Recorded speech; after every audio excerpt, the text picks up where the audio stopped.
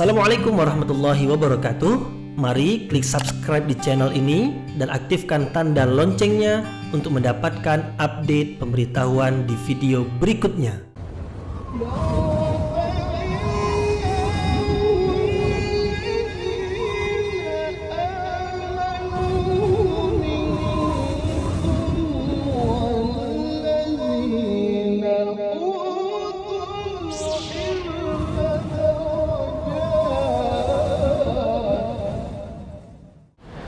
A'udzu billahi minasyaitonir rajim. Bismillahirrahmanirrahim. Assalamualaikum warahmatullahi wabarakatuh. Alhamdulillahi rabbil alamin wa bihi nasta'inu ala umurid dunya waddin nasta'inuhu wa nastaghfiruh. Wa na'udzu billahi min shururi anfusina wa min sayyiati a'malina. فمن يهده الله فلا مضل له ومن يضلل فلا هادي له أشهد أن لا إله إلا الله وحده لا شريك له وأشهد أن محمدا عبده ورسوله لا نبي بعده أما بعد. Puji syukur kehadirat Allah Subhanahu wa taala yang masih melimpahkan rahmat dan nikmatnya. Kita bersyukur dengan mengucapkan Alhamdulillahi Rabbil Alamin. Kemudian tidak lupa pula bersalawat kepada Rasulullah dengan mengucapkan Allahumma salli ala Sayyidina Muhammad wa ala ali Sayyidina Muhammad.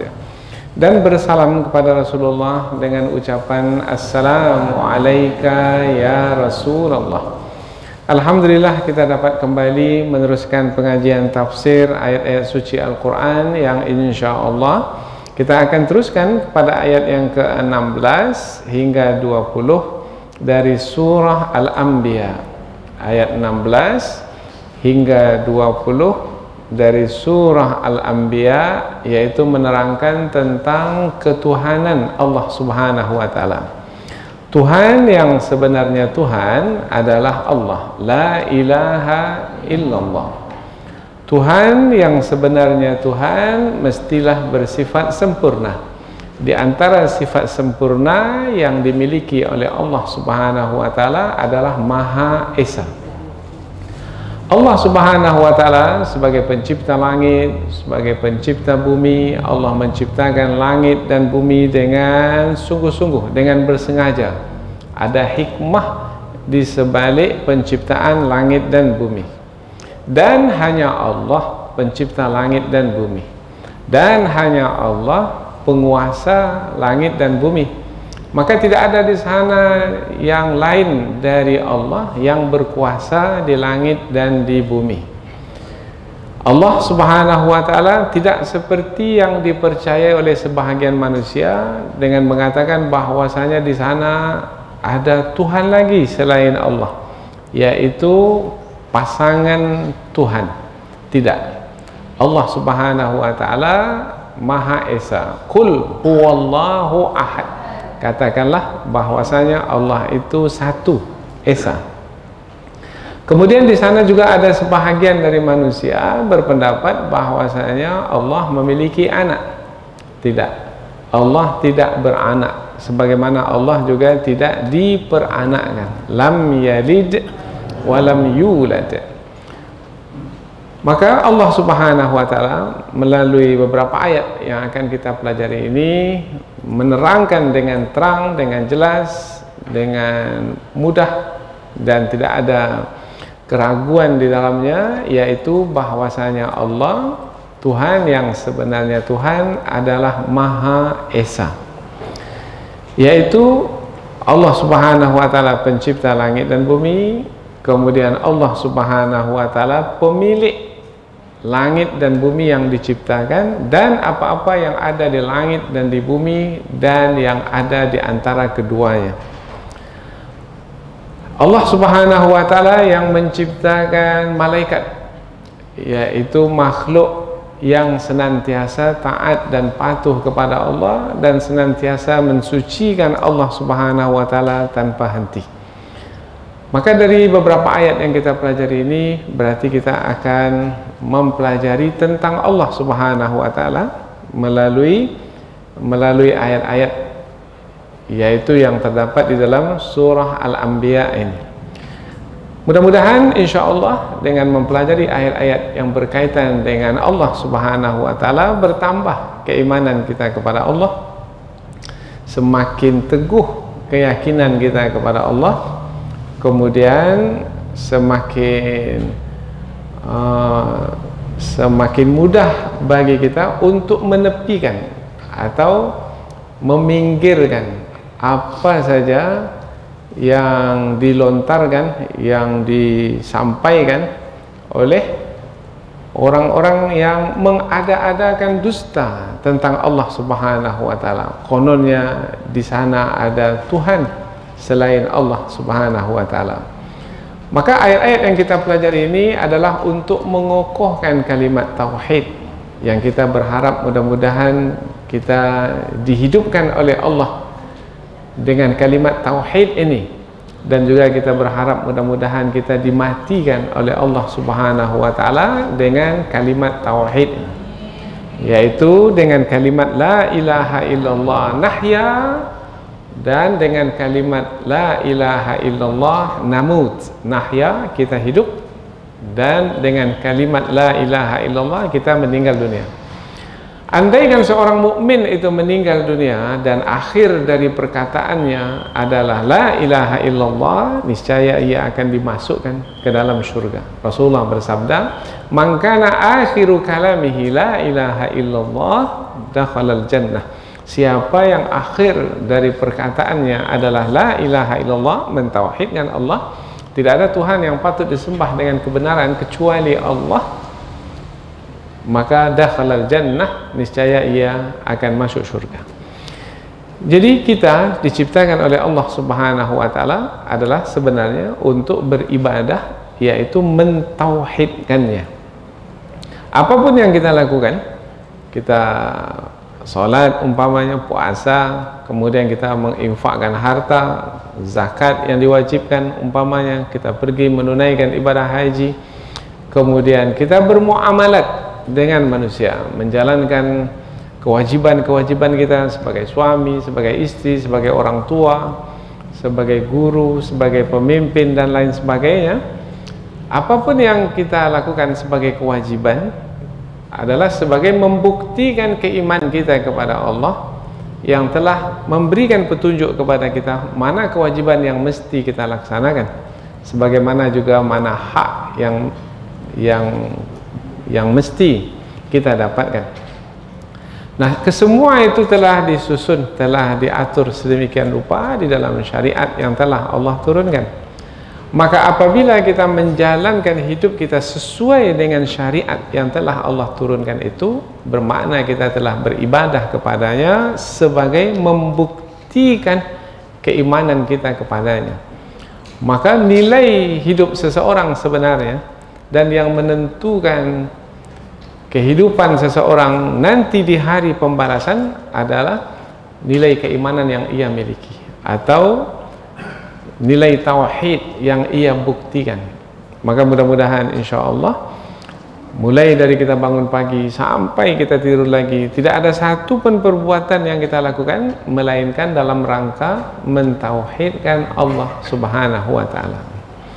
Kita mencari rezeki umpamanya, maka kita cari rezeki yang halal-halal. Mengapa kita mengambil yang halal-halal saja? Karena memang Allah memerintahkan kita untuk mengambil yang halal-halal saja. Kita makan makanan yang halal, kita minum minuman yang halal, kita berpakaian sesuai dengan syariat. Kemudian apapun yang kita lakukan, kita pastikan kita melakukannya sesuai dengan petunjuk yang telah Allah turunkan. Apabila demikian, bermakna kita telah memenuhi tujuan dari penciptaan kita sebagai manusia, yaitu untuk beribadah kepada Allah Subhanahu wa taala semata. Wa ma khalaqatul jinna wal insa illa liya'budun. Tidaklah aku ciptakan jin dan manusia melainkan untuk beribadah kepadaku. Itu firman Allah tentang tujuan penciptaan kita, dan kita pun memperakuinya. Iyyaka na'budu wa iyyaka nasta'in. Hanya kepadamu ya Allah kami beribadah, dan hanya kepadamu ya Allah kami memohon pertolongan. Ini kita baca setiap kali kita sholat, setiap rakaat sholat kita, karena terdapat di dalam surah Al-Fatihah. Dan setiap rakaat sholat kita membaca surah Al-Fatihah. Isinya adalah pengakuan kita bahwasanya kita hanya beribadah kepada Allah Subhanahu wa Ta'ala saja. Inilah dia beberapa ayat yang akan kita pelajari, yaitu 5 ayat yang berkaitan dengan Allah Subhanahu wa Ta'ala sebagai Rabb, yaitu sebagai Tuhan yang sebenarnya Tuhan. Selain dari Allah tidak boleh difahami sebagai Tuhan, difahami pun tidak, apalagi dipercayai sebagai Tuhan. Lalu kalau ada di sana yang mempercayai bahwasanya ada Tuhan selain Allah, maka sebenarnya bukan karena pemahaman, tetapi adalah karena kebodohan, tidak menggunakan akal pikiran, atau mungkin mengikut-ikut saja, mengikut-ikut saja yang telah disampaikan oleh para pendahulu atau nenek moyang mereka, sehingga mereka mewarisi kebodohan itu, maka mereka tetap dalam kebodohan. Andaikan manusia menggunakan akal pikiran dengan baik, tidak akan mungkin manusia berpaling dari Allah sebagai Tuhan. Pasti akan menetapkan Allah sebagai Tuhan, karena tidak ada sampai hari ini manusia yang mengaku atau memperakui di sana ada selain Allah yang menciptakan langit dan bumi. Tak ada. Dan manusia sampai hari ini juga mengakui, memperakui bahwasanya Allah pencipta alam semesta inilah yang menguasai sepenuhnya alam semesta. Tidak ada di sana selain Allah yang berkuasa. Malaikat pun tidaklah berkuasa mutlak dengan diri mereka sendiri, tidak.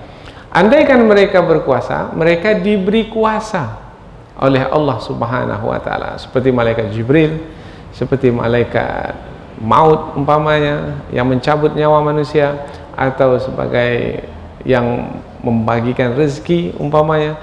Malaikat-malaikat itu diberi kuasa oleh Allah Subhanahu wa Ta'ala sehingga mampu menjalankan tugasnya adalah karena Allah yang memberi kuasa kepada mereka, dan mereka setiap saat bertasbih mensucikan Allah tanpa henti. Apabila demikian, maka sebenarnya orang yang menggunakan akal fikiran dengan baik akan dapat memahami Allah Subhanahu wa Ta'ala sebagai Tuhan. Inilah beberapa ayat yang kita pelajari, insyaallah. Mudah-mudahan dengan beberapa ayat ini dan beberapa ayat yang berikutnya juga menerangkan tentang Allah Subhanahu wa Ta'ala sebagai Tuhan, maka mudah-mudahan akan mengokohkan nilai tauhid kita dalam kehidupan. Sebagaimana biasa, kita akan membaca dan menerjemahkan ayat terlebih dahulu, kemudian setelah itu barulah kita membahaskan dengan lebih terperinci tentang kandungan ayat melalui tafsirnya. Allah Subhanahu wa Ta'ala berfirman, A'udzu billahi minasyaitonir rajim. Bismillahirrahmanirrahim. Wa ma khalaqnas samaa'a wal arda wa ma bainahuma la'ibin. Law aradna an nattakhidha lahwan lattakhadnahu min ladunna in kunna fa'ilin. Bal naqdhifu bil haqqi 'alal batili fayadmaghuhu fa idza huwa zahiq. Walakumul wailu mimma tasifun. Walahu man fis samawati wal ard. Wa man 'indahu la yastakbiruna 'an 'ibadatihi wa la yastahsirun. Yusabbihuna al-laila wan nahara la yafturun. Allah Subhanahu wa Ta'ala berfirman, wa ma khalaqna, dan tidaklah kami menciptakan, kami Allah Subhanahu wa Ta'ala, dan tidaklah kami menciptakan as-samaa, langit, wal ard, dan bumi, wa ma bainahuma, dan apa-apa yang ada di antara keduanya, Apa yang ada di antara kedua, di antara langit dan bumi? Ada matahari, ada bulan, ada planet-planet, bintang-bintang. La'ibin, dengan bermain-main. Tidak Allah ciptakan langit dan bumi dan apa-apa yang ada di antara keduanya bermain-main. Kalaulah aradna, kami menghendaki an nattakhidha, untuk membuat atau mengambil atau menjadikan atau mengadakan lahwan permainan atau gurauan. Tapi ada juga nanti dalam tafsir adalah istri atau anak, karena ada yang membawa makna lahwan ini kepada istri atau pasangan dan juga kepada anak, karena biasanya istri dan anak ini adalah sebagai sarana untuk bermain-main, untuk bersenda gurau. Lattakhadnahu, sungguh kami akan membuatnya, akan mengambilnya, min ladunna, dari sisi kami, in kunna fa'ilin, jika kami menghendaki untuk membuat permainan, niscaya kami akan melakukan untuk membuat permainan tersebut. Atau kalau kami ingin menetapkan atau mengambil istri atau anak, niscaya kami akan melakukannya. Itu kalau kami berkeinginan atau berkehendak untuk melakukannya, tapi tidak ada kehendak Allah seperti itu. Itu adalah kalau maknanya andaian yang mustahil akan berlaku. Tapi disebut juga untuk menerangkan bahwasanya apabila Allah berkehendak tak ada halangan, tetapi Allah tidak berkehendak. Jadi kalau ada juga yang menetapkan bahwasanya Allah berkehendak mengambil istri atau mengambil anak untuk bermain-main, bermakna yang mereka katakan itu adalah dusta, bohong. Bal, sebenarnya adalah nakzifu, kami melontarkan bil haq, kebenaran itu, alal batil, kepada kebatilan, fayadmaghuhu, kemudian kebenaran itu menghancurkannya, menghancurkan kebatilan, faida, maka serta merta huwa, kebatilan itu zahiq, lenyap. Kebenaran itu apa? Allah sebagai Tuhan yang Maha Esa, itu kebenaran, la ilaha illallah. Kemudian ada kebatilan. Apa kebatilan? Yaitu perkataan orang yang Yahudi umpamanya, Allah memiliki anak, anak Allah adalah Uzair. Maka dengan kebenaran itu dilontarkan kepada kebatilan, yaitu kepercayaan orang-orang Yahudi bahwasanya Allah memiliki anak, maka kepercayaan itu sudah tak ada lagi kekuatannya. Apabila manusia menggunakan akal, tak perlulah menggunakan akal dengan bersungguh-sungguh, yaitu dengan penelitian yang mendalam. Tidak, dengan memahami selintas saja, maka akan dapat memahami bahwasanya tidak akan mungkin Allah itu memiliki anak, mustahil. Walakum, dan bagi kamu, alwail, kecelakaan, mimma tasifun, dikarenakan apa-apa yang kamu sebutkan, ya, yang kamu sifatkan, yang kamu tuduhkan, yang kamu perkatakan, yaitu tentang Allah memiliki istri atau memiliki anak. Walahu, dan miliknya lah, milik Allah lah, man, siapa saja, fis samawat, yang ada di langit, wal ard, dan yang ada di bumi, wa man indahu, dan siapa yang ada di sisinya, la yastakbiruna, tidak menyombongkan diri, an ibadatihi, dari beribadah kepadanya, wa la yastahsirun, dan tidak pula mereka itu letih dalam beribadah. Siapa yang dimaksudkan? Yang tidak menyombongkan diri dalam beribadah kepada Allah dan tidak pernah letih dalam beribadah kepada Allah? Malaikat. Nah, jadi Allah menerangkan tentang sifat malaikat di sini. Yusabbihuna al-laila, mereka itu bertasbih sepanjang malam, wan nahar, dan juga sepanjang siang, la yafturun, tak pernah berhenti. Siapa yang dimaksudkan? Malaikat. Malaikat bertasbih sepanjang malam dan sepanjang siang. Waktu itu dua saja, malam dan siang. Maknanya bertasbih sepanjang masa, sepanjang waktu tanpa henti. Kalau sepanjang waktu bermakna tanpa hentilah. Tetapi disebut juga tanpa henti sebagai penekanan bahwasanya di sana ada makhluk Allah yang Allah ciptakan senantiasa beribadah tanpa henti, untuk menerangkan kemahaagungan Allah Subhanahu wa taala, karena senantiasa disucikan oleh malaikat, oleh makhluk yang memang diciptakan untuk beribadah kepada Allah dengan merendahkan diri mereka dan tidak pernah menyombongkan diri dan tidak pernah lalai dari beribadah kepada Allah. Inilah dia beberapa ayat yang kita pelajari. Kita baca dari awal, kemudian kita akan pindah ke tafsir ayat. Dan tidaklah kami menciptakan langit dan bumi dan apa yang ada di antara keduanya dengan bermain-main. Kalaulah kami menghendaki untuk membuat permainan, sungguh kami akan membuatnya dari sisi kami. Jika kami menghendaki, niscaya kami akan melakukannya.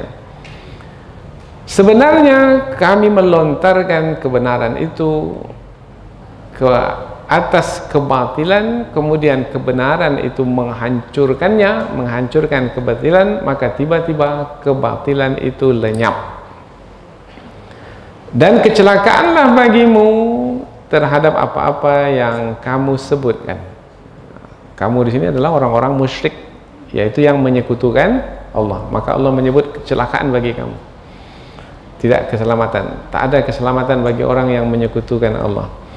Dan baginya lah, bagi Allah lah, makhluk siapa saja yang ada di langit dan di bumi, dan siapa saja yang di sisinya tidak menyombongkan diri dari beribadah kepadanya dan tidak pernah letih. Mereka bertasbih sepanjang malam dan siang tanpa henti. Jadi dari ayat-ayat yang kita terjemahkan tadi, bahwasanya yang akan kita pelajari adalah ayat-ayat yang menerangkan tentang Allah Subhanahu wa taala sebagai Tuhan yang sebenarnya Tuhan, dan Allah Subhanahu wa taala sebagai Tuhan yang Maha Esa. Allah Subhanahu wa taala yang Maha Esa itu adalah yang menciptakan langit dan bumi dengan hikmah, dengan ada manfaatnya, karena Allah tidak menciptakan langit dan bumi dengan bermain-main, dengan bersenang-senang. Dan tidak ada di sana selain Allah yang menciptakan langit dan bumi. Maka Tuhan yang sebenarnya Tuhan adalah Allah, Tuhan yang Maha Esa. Dan Allah pula tidak mengambil istri, sehingga istri itu pula akan disebut sebagai Tuhan. Dan Allah pula tidak mengambil anak, sehingga anak itu pula akan disebut sebagai Tuhan. Tidak. Allah Subhanahu wa taala adalah Tuhan yang Maha Esa. Ada sebahagian manusia yang mempercayai bahwasanya Allah memiliki anak. Itu adalah kebatilan. Nah, Allah Subhanahu wa taala menurunkan kebenaran, yaitu wahyunya, isinya adalah petunjuk bahwasanya Tuhan yang sebenarnya Tuhan adalah dirinya, Allah Subhanahu wa taala. Maka dengan kebenaran itu, maka kepercayaan sesat yang dipercayai oleh manusia, kononnya di sana ada Tuhan selain Allah, maka ia akan lenyap dengan sendirinya. Maka apabila kita bawa ke negeri Mekah, karena apabila kita kaitkan dengan ayat sebelum ini, Rasulullah berdakwah kepada penduduk kota Mekah pada awal-awal dakwah disampaikan. Apa kepercayaan penduduk kota Mekah pada masa itu? Menyembah berhala. Mereka menyekutukan Allah, yaitu dengan menyembah patung-patung yang mereka tegakkan di sekeliling Ka'bah. Kemudian Rasulullah diutus untuk menyampaikan kebenaran, yaitu la ilaha illallah Muhammadur Rasulullah. Maka tak berapa lama, 13 tahun Rasulullah di Mekah, kemudian Rasulullah pergi ke Madinah, 8 tahun di Madinah, kembali lagi ke kota Mekah untuk melenyapkan kebatilan. Maka tidak ada lagi yang menyekutukan Allah di kota Mekah, tak ada lagi yang menyembah berhala di kota Mekah. Jadilah kota Mekah kota yang suci, kota suci Mekah hingga ke hari ini, dan akan tetap dijaga kesuciannya hingga hari kiamat. Dajjal, yaitu makhluk jahat di akhir zaman yang akan keluar, yang akan menyebarkan kebatilan, kesesatan di tengah manusia di akhir zaman, tidak akan mungkin dapat masuk ke kota Mekah karena Allah Subhanahu wa taala menjaganya. Nah, berarti dari ayat-ayat yang kita pelajari ini bahwasanya yang kuat itu sebenarnya adalah kebenaran. Dan kebatilan itu meskipun kita lihat muncul, kemudian meliputi, menguasai, banyak nampak jumlahnya, tetapi sebenarnya lemah, tidaklah kuat. Seperti apa? Seperti buih di atas permukaan laut. Apabila matahari sudah terbit, kemudian memancarkan sinarnya yang panas, maka buih itu bagaimana nasibnya? Habis. Ya, habis. Tak ada lagi buih di atas laut. Apabila kebenaran sudah datang, maka kebatilan itu akan lenyap dengan sendirinya. Idza ja'al haqqu zahaqal batil innal batila kana zahuqa. Kalau kebenaran sudah datang, kebatilan itu akan lenyap. Persoalannya sekarang adalah ada tidak yang menyampaikan kebenaran. Kalau tidak ada yang menyampaikan kebenaran, maka yang berleluasa, yang menguasai, yang ada di mana-mana, dan yang berkuasa adalah kebatilan. Maka tugas kita lah untuk menyampaikan kebenaran. Dan apabila kebenaran itu muncul, meskipun muncul dari satu orang pada awalnya, Nabi Muhammad SAW, kemudian pulang ke rumah, kemudian Khadijah radhiyallahu anha bersama dengan Rasulullah, 2 orang.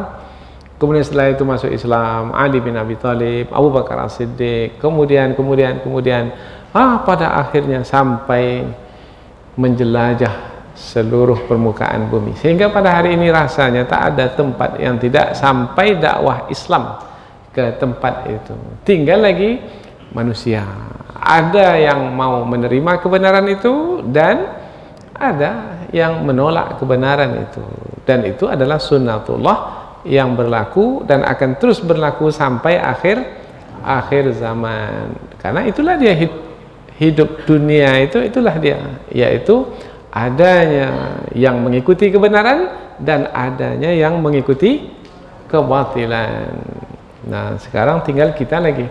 Allah karuniakan kita akal, dan Allah telah turunkan kepada kita wahyu.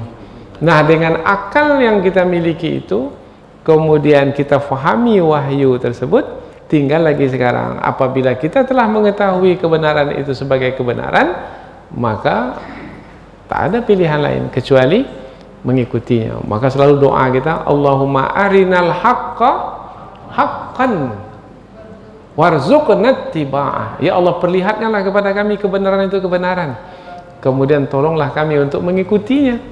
Wa arinal batila batilan warzuqna ijtinaba. Ya Allah, perlihatkan juga kepada kami kebatilan itu kebatilan, kesesatan itu kesesatan, dan tolong kami untuk menjauhinya, supaya kami selamat dalam hidup ini. Karena hidup kita di dunia ini adalah sebagai ujian.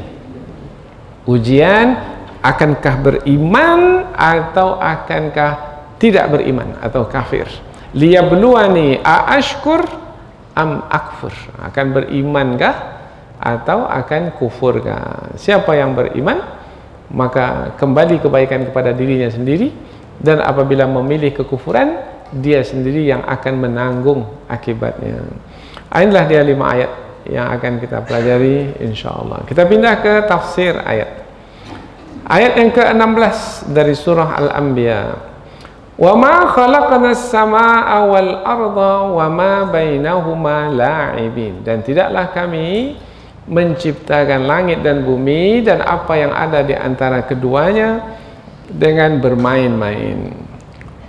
Allah menciptakan langit dan bumi dan apa yang ada di antara keduanya sudah kita sebutkan tadi, ada matahari, ada bulan, ada bintang, apalagi yang ada di antara langit dan bumi, ada awan, ada hujan, ada berbagai macam makhluk atau ciptaan yang kita bisa sebut inilah dia alam semesta yang bisa kita lihat. Di sana masih ada lagi ciptaan Allah yang tak mampu kita melihatnya. Yang kita lihat ini langit, tapi baru langit yang pertama yang kita lihat. Sementara langit itu ada berapa banyaknya? 7. Tusabbihu lahus samawatus sab'u. As-samawatus sab'u, langit yang 7. Bermakna langit yang kedua kita tak bisa melihatnya. Terhalang oleh langit pertama. Maka disebutlah di sini as-sama dalam bentuk satu. Yang dimaksud adalah langit yang pertama. Nah, kita lihat langit yang pertama, kemudian bumi yang kita pijak, kemudian apa yang ada di antara keduanya bisa kita saksikan. Coba perhatikan semua ciptaan Allah itu. Apakah ciptaan Allah itu, sebutlah apa saja, tidak ada manfaatnya? Semua bermanfaat. Langit yang dijunjungkan tanpa tiang bermanfaat, bumi yang dihamparkan, matahari yang diterbit dan ditenggelamkan, bintang-bintang, semuanya Allah ciptakan dengan manfaat. Baik kita mengetahui manfaatnya itu banyak, ataupun kita mungkin kurang mengetahuinya, so, kita tidak menelitinya. Tapi orang-orang yang memiliki peluang untuk meneliti ciptaan Allah Subhanahu wa Ta'ala, maka mereka mendapati manfaat dari setiap ciptaan Allah. Langit Allah ciptakan ada manfaatnya, bumi Allah ciptakan ada manfaatnya, matahari, bulan, bintang, semua. Nah, setiap ciptaan yang Allah ciptakan memiliki manfaat yang besar dan sempurna untuk manusia. Nah, itu disebut sebagai Allah yang menciptakan langit dan bumi dan apa yang ada di antara keduanya dengan bersengaja. Nah, karena bersengaja itu bermakna mendatangkan manfaat. Maka Allah menidakkan sebaliknya. Menidakkan maknanya menafikan. Apabila Allah menciptakan langit dan bumi dan apa yang ada di antara keduanya dengan bersengaja bermanfaat, bermakna tidaklah Allah menciptakan langit dan bumi dan apa yang ada di antara keduanya bermain-main. Karena biasanya kata bermain-main ini dipakai adalah melakukan perbuatan berkaitan dengan melakukan perbuatan yang tak ada gunanya, tujuannya bermain-main saja. Ada yang bermain-main, maka kita lihat tidak ada manfaat yang ia peroleh dari perbuatannya yang bermain-main itu. Kita ini kalau bersengaja kita menuntut ilmu, datang sini bersengaja, mendengarkan bersengaja, maka akan dapat manfaat. Ya, karena kita bersengaja. Tapi kalau bermain-main, di sini hanya bersenda gurau saja, maka dapat manfaat dari apa yang kita kerjakan? Tidak. Nah, jadi ketika Allah menyebutkan bahwasanya tidak bermakna menafikan, untuk menerangkan bahwasanya setiap ciptaan yang Allah ciptakan yang bisa kita lihat, langit, bumi dan apa yang ada di antara keduanya, semuanya adalah yang mendatangkan manfaat kepada manusia. Ya, kepada manusia. Sebenarnya bukan hanya kepada manusia, kepada bumi umpamanya. Air hujan yang diturunkan bermanfaat kepada bumi, bermanfaat kepada bumi. Kemudian bumi itu pula bermanfaat kepada tanaman yang tumbuh di atas bumi, dan tanaman yang tumbuh itu pula bermanfaat bagi binatang ternak. Binatang ternak itu pula bermanfaat kepada manusia. Jadi tidak ada satu pun sebenarnya ciptaan Allah di langit dan di bumi dan apa yang ada di antara keduanya yang tidak bermanfaat bagi manusia. Apabila sudah sampai ke tahap itu, kemudian tidak juga mentauhidkan Allah, beriman kepada Allah, mengesahkan Allah, berarti sungguh manusia itu manusia yang apa sebut kira-kira bahasa yang sesuai? Tak bersyukur, itu masih lembut lah tak bersyukur itu. Tak bisa diajar. Karena itu adalah pengajaran dari Allah, itu ilmu dari Allah. Karena menampakkan hakikat yang sebenarnya. Kemudian bermakna manusia itu tidak bersyukur kepada Allah itu adalah lanjutan karena tidak memahami, tak punya ilmu, maka tidak membuatnya untuk mengingat dan berterima kasih kepada Allah Subhanahu wa taala yang memberikan semua manfaat itu kepadanya. Tanpa ciptaan Allah Subhanahu wa taala, mungkinkah manusia itu bisa hidup? Tidak. Umpamanya tanpa makanan yang disediakan, manusia bergantung kepada makanan itu. Nah, apabila manusia umpamanya dibiarkan berada di satu kawasan yang tidak ada makanan dan minuman di situ, bagaimana nasib manusia di situ? Nah, Allah Subhanahu wa taala tidak membiarkan manusia mati kelaparan. Allah telah cukupkan makanan. Allah tidak biarkan manusia mati kehausan. Allah cukupkan minuman. Ada yang dicukupkan dari langit, air hujan turun. Ada yang dicukupkan dari bumi, sungai-sungai mengalir. Ada air yang terpancar dari dalam perut bumi, mata air. Dan manusia tidak merasakan kekurangan. Nah, semestinya manusia memperhatikan hujan yang turun itu siapa yang melakukannya. Ada manusia yang menguasai hujan turun atau menahan hujan tidak turun? Tak ada. Kemudian apa yang ada di sekitar mereka, mereka juga saksikan bahwasanya yang berkehendak sepenuhnya itu bukanlah kita manusia atau makhluk, tapi yang berkehendak sepenuhnya adalah Allah. Tadi saya bersama dengan seorang petani dan dia sudah menanam cabai untuk dipanen nantinya, tetapi tak menjadi. Nah, tenaganya sudah keluar, kemudian modal sudah keluar, dan dia berharap dia akan mendapatkan untung sekian dari modal yang telah dia keluarkan, tapi rupanya tak menjadi. Kalau ikut kehendak petani itu bagaimana? Oh, dia ingin mendapatkan untung yang besar dengan usaha yang telah dia lakukan, tapi rupanya kehendak dia tinggal kehendak. Karena yang menentukan bukan dia, yang menentukan Allah Ta'ala. Maka kalaulah petani itu tidak mengenal Allah yang menentukan tanaman itu jadi atau tidaknya, bagaimana petani itu? Stres, terbeban. Mungkin bukan tanah lagi yang dicangkulnya, kakinya dicangkulnya, karena dia sudah stres, putus asa. Maka orang yang mengenal Allah Subhanahu wa taala, silakan kamu berkehendak wahai manusia, tetapi sebenarnya yang menentukan adalah Allah. Wa ma tasyauna illa ayyasha Allahu rabbul alamin. Silakan kamu berkehendak, tetapi yang akan menentukan kehendakmu itu menjadi kenyataan adalah Rabbul alamin, yaitu Tuhan yang mengatur sekalian alam ini.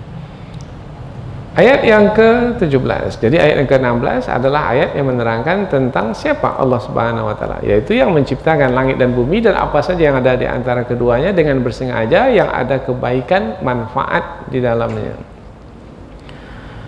Lau aradna an nattakhidha lahwan lattakhadnahu min ladunna in kunna fa'ilin. Kalaulah, ayat ini adalah ayat yang menerangkan tentang andaian. Kalau disebut kalau itu andaian, berandai-andai, dan boleh jadi andaian itu tidak menjadi kenyataan atau tidak mungkin menjadi kenyataan.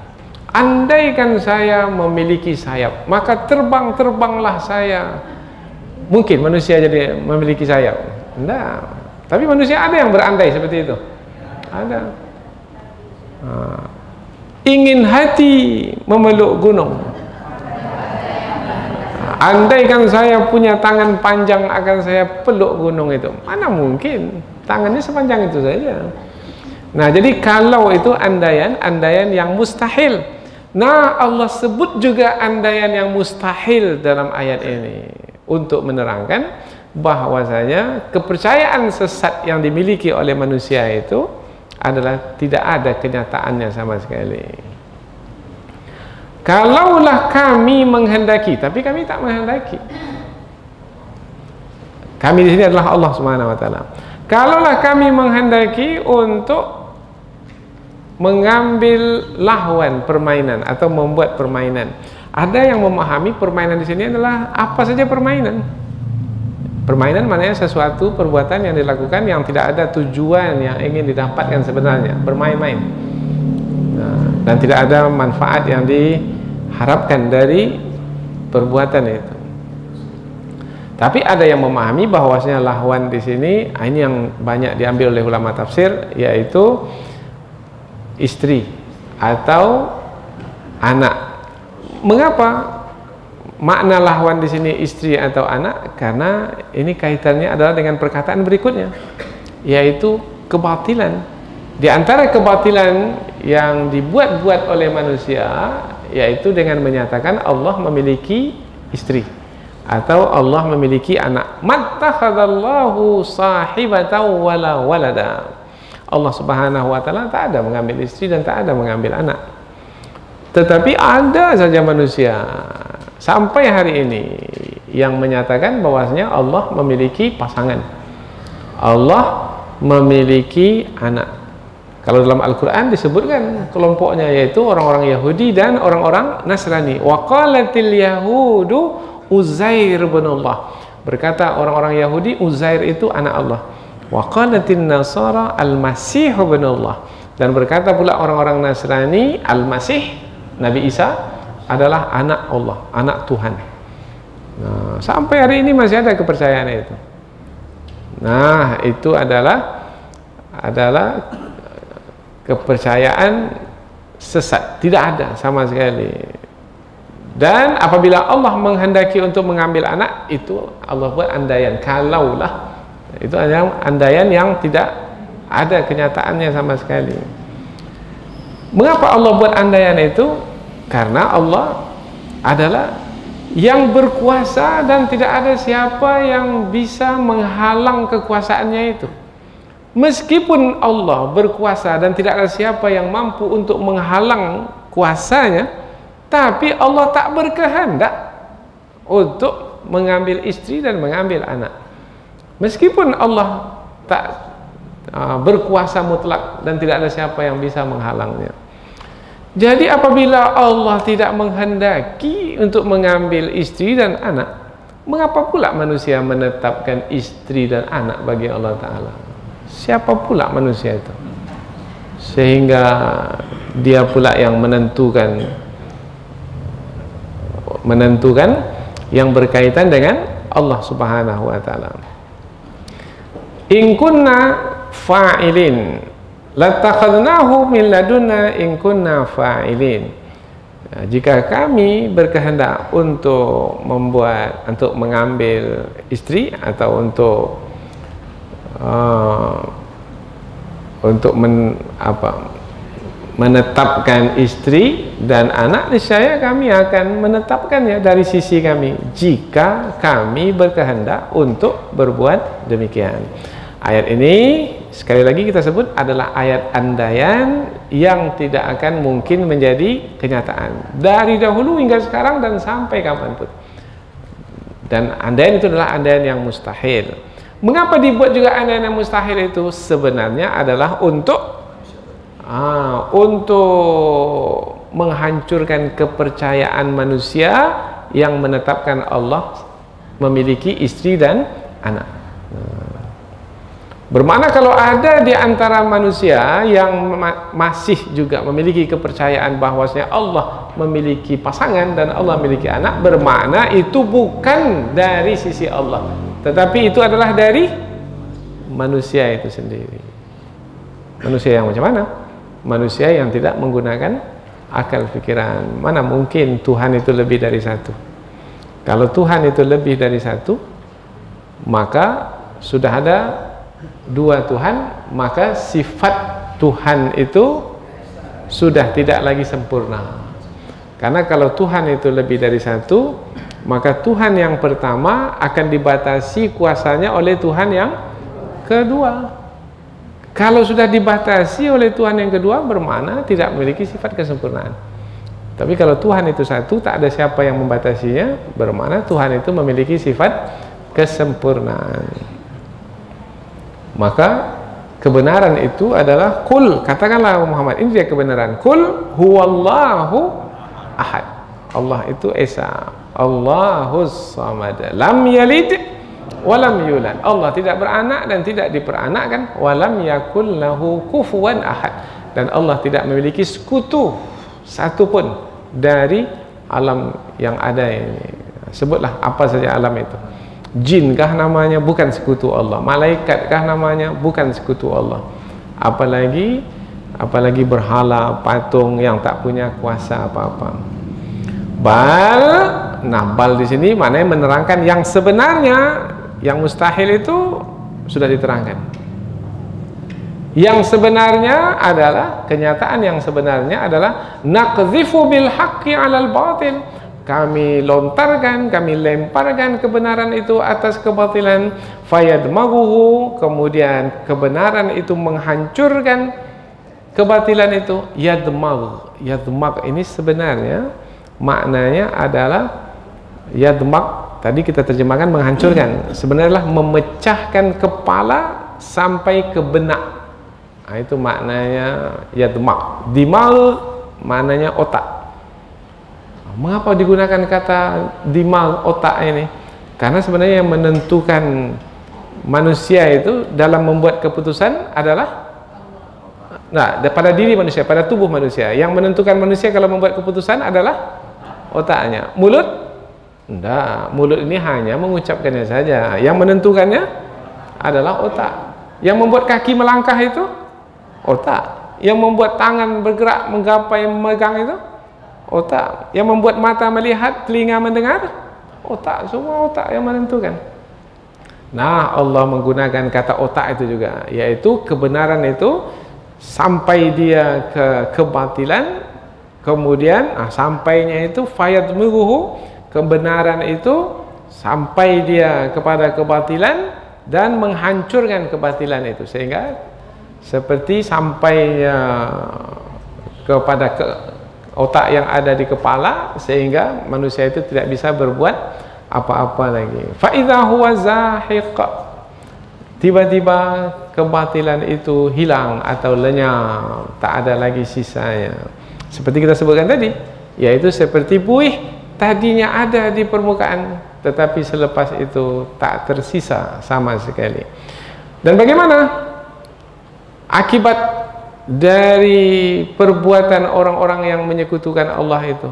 Akibatnya adalah walakumul wail, kecelakaanlah bagi kamu wahai orang yang menyekutukan Allah, mimma tasifun, dari apa-apa yang kamu sebutkan, yang kamu sampaikan, yang kamu sifatkan.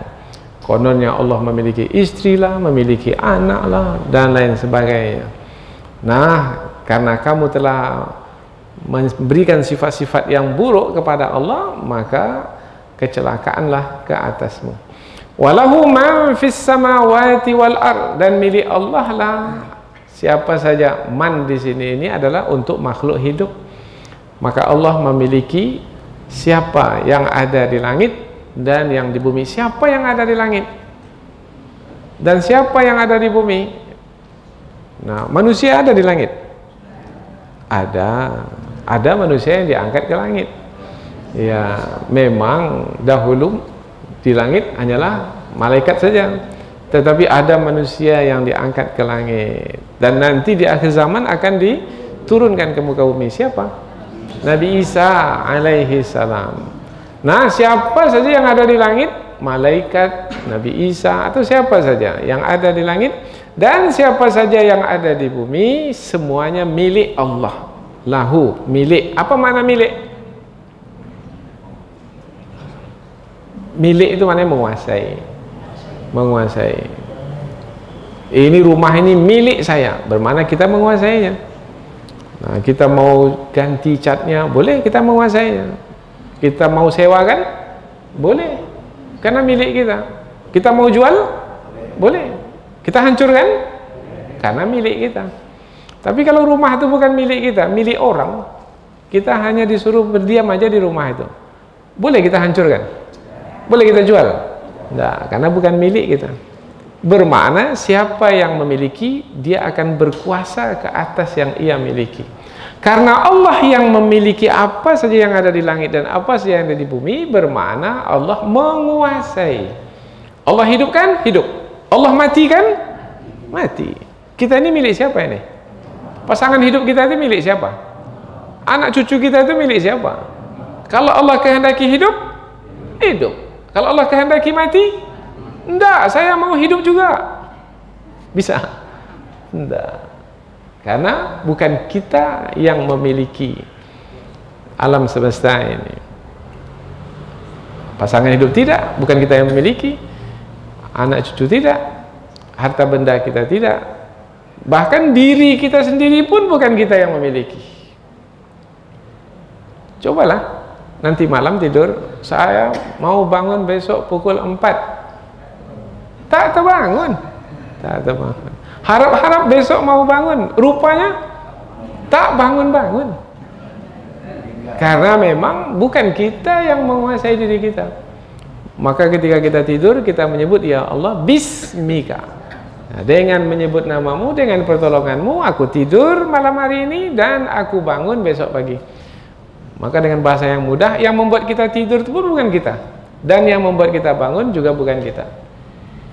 Ada di antara kita nih, saya mau tidur, pejamkan mata, langsung bisa tidur? Tidak. Kuat-kuatlah pejam mata itu. Dengan harapan semakin kuat pejam mata, semakin cepat tidur. Enggak juga. Karena memang bukan kita yang menguasai diri kita. Itu baru tidur dan bangun baru itu. Belum lagi makan minum kita. Kita makan, tujuan kita makan untuk apa? Untuk kenyang. Tapi ada yang makan tak kenyang-kenyang. Kemudian kita berharap dengan makanan itu bermanfaat sampai di dalam perut kita itu, kemudian diproses bisa mendatangkan manfaat. Siapa yang bisa jamin makanan yang dia makan itu mendatangkan manfaat?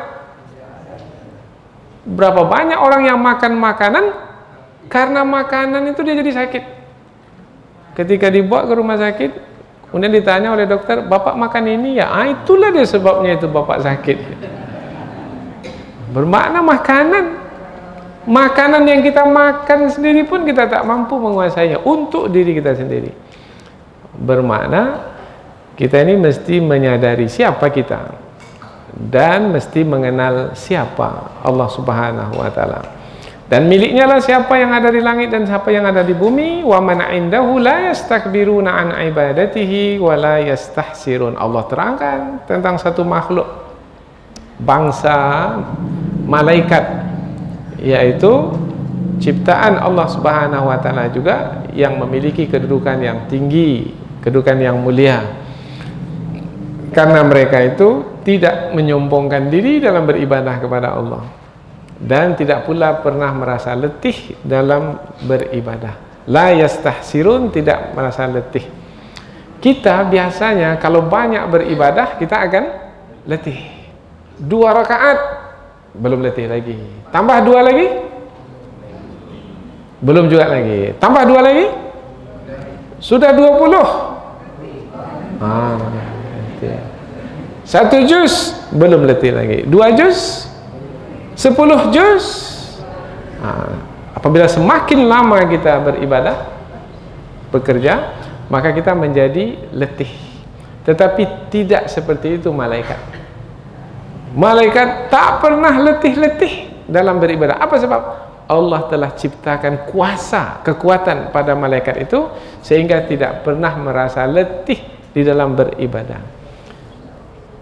Mengapa Allah ciptakan malaikat dengan sifat yang seperti itu? Untuk menerangkan keagungan dan kemuliaannya. Andaikan kamu, wahai manusia, yang beribadah kepadaku, kemudian apabila kamu banyak beribadah kepadaku, kemudian kamu menjadi letih, bahkan kamu berhenti beribadah kepadaku, tetapi di sana ada makhlukku yang tetap beribadah kepadaku tanpa letih dan tanpa berhenti, maka tidak akan berkurang keagungan dan kemuliaanku disebabkan karena kamu tidak lagi beribadah kepadaku, wahai manusia.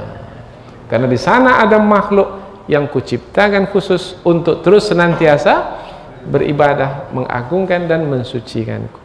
Oh, berarti kalau kita beribadah kepada Allah, sebenarnya manfaat ibadah itu bukan kembalinya kepada Allah, karena Allah tetap Maha Agung, Maha Suci. Kembalinya adalah kepada diri kita sendiri. Yusabbihuna al-laila wan nahar la yafturun, dan malaikat itu bertasbih mensucikan Allah siang dan malam tanpa henti. Siang dan malam, siang dan malam, malam dan siang. Al-lail malam, wan nahar siang, malam dan siang. Mana yang lebih dahulu, malam atau siang? Siang atau malam? Nah, waktu di dalam Islam dimulai dari malam, baru siang. Terbenam matahari dulu, baru itu malam itu. Nah, kemudian nanti terbit siang, berarti malam dulu baru siang. Kalau bulan Ramadan puasa dulu atau tarawih dulu? Tarawih dulu, malam hari. Besoknya baru kita puasa. Berarti bekerja dulu atau tidur dulu? Kalau kita tidur kan malam hari, kita bekerja siang hari. Berarti kita bekerja dulu baru tidur atau tidur dulu baru bekerja? Ya, istirahat dulu baru bekerja atau bekerja dulu baru istirahat? Maka yang sebenarnya adalah istirahat dulu baru bekerja. Kumpulkan tenaga itu dulu baru bekerja.